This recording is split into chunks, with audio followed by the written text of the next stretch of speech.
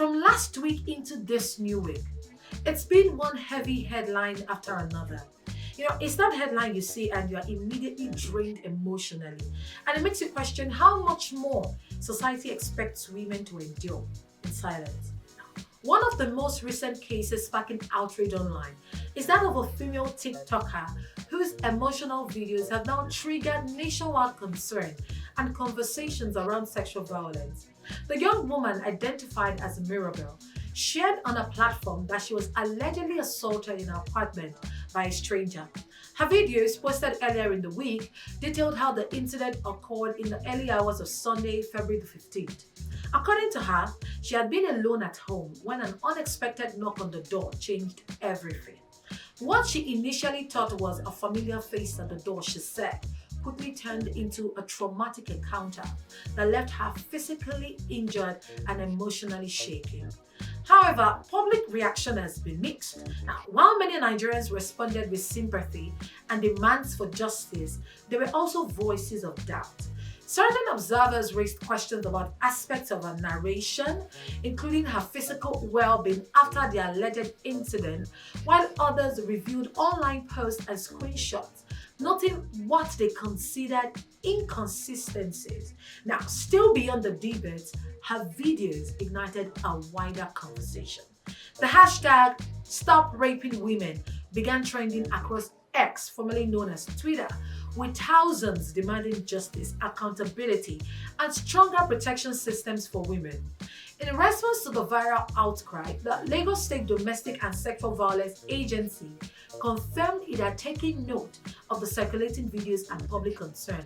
The agency released a statement saying it is actively working to locate and reach the survivor to provide immediate support, intervention, and necessary services.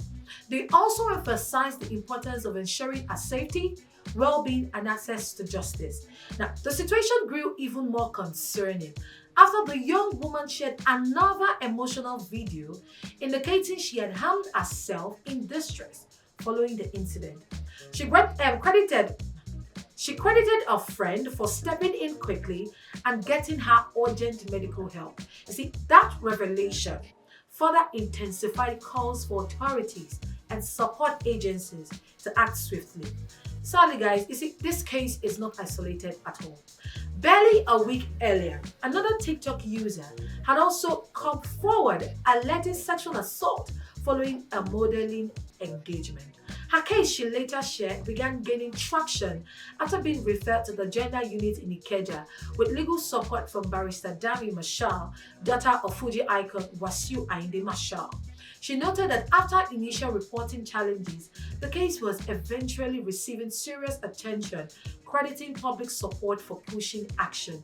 Now, reacting to the recent incident again, the Lagos State Police Command confirmed that the matter had been forwarded to its gender unit, adding that efforts were ongoing to establish direct contact with the survivor to aid the investigation.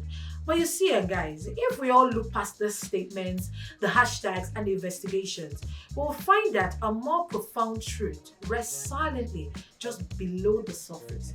Because every time a story like this breaks, the public splits into two conversations. Is she telling the truth? Is she not telling the truth? And while those questions will always arise, it is important to remember that social media is not the courtroom. The law exists to investigate, verify, and establish facts, not public opinion, not comment sections, not viral trends. What society must never do is allow doubt to erase empathy. Women are human beings. I am a human being. I am not a robot programmed to move on after trauma, not machines built to withstand violence without breaking. We feel pain, fear, shame, confusion, and emotional collapse. So whether a claim is proven or disproven, the responsibility of institutions remains the same: to investigate thoroughly, I say again, act lawfully, and protect human dignity at all times. So guys, what are your thoughts on this?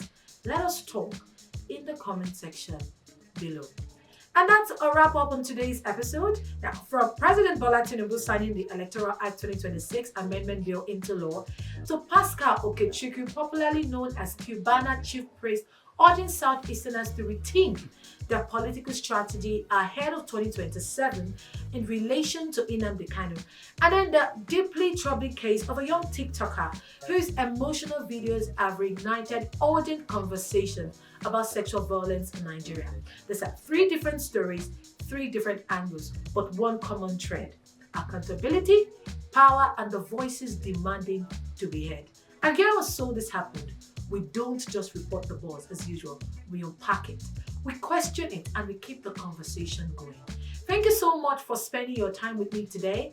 If something in this episode stood out to you, please share, talk about it, and let's keep the dialogue alive. My name is Margaret Osazua, and I will see you in the next episode. Stay informed, stay aware, and most importantly, stay engaged. Bye.